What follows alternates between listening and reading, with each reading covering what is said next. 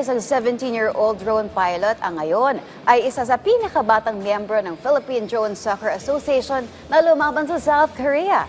Ang kanyang kwento alamin sa ulat ni teammate JB Junio.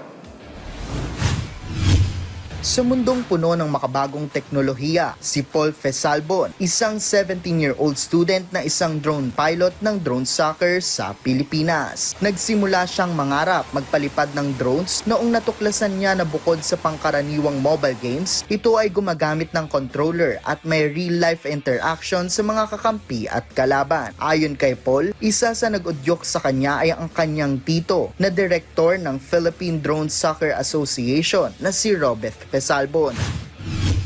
So, nag-start lang po ako na nakita ko lang po dito na may mga naglalaro po ng ganyan. And then, in-invite po ako ng uncle ko, yung director po ng PDSA, na mag-try out para dun sa team na lalahok sa Korea. Kasi esports po to, diba? So, unlike any other esports po, ito po kasi may physical ka na nakikita na drones, may controller ka na nahawakan, unlike sa ibang MOBA games or kahit anong games na international. May edge po talaga siya.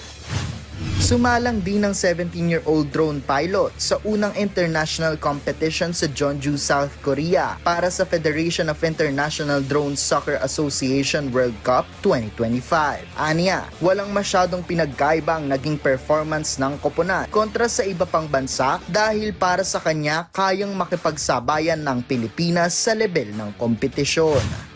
Hindi naman po nalalayo yung performance nating kaming mga Pilipino na nag-compete dun sa international.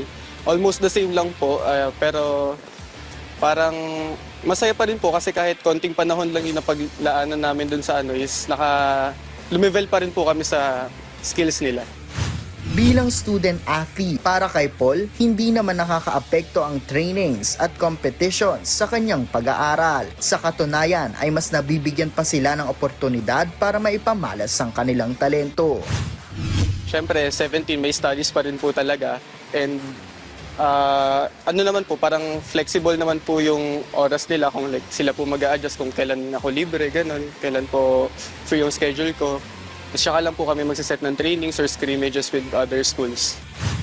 Ang drone soccer ay hindi lang nagtuturo ng pagpapalipad. Nagtuturo ito ng precision, focus at teamwork na parang sa tunay na laro ng football pero nasa hangin ang aksyon. Bilang pinakabatang pilot ng Philippine Drone Soccer Association, si Paul ay isa ring inspirasyon sa kabataang Pilipino. Patunay na ang henerasyon ngayon ay hindi mababa ang lipad dahil sa tulong ng teknolohiya. Nagpapalipad sila ng kanilang pangarap para makamit ang tagumpay. JB Junio para sa atletang Pilipino para sa bagong Pilipinas.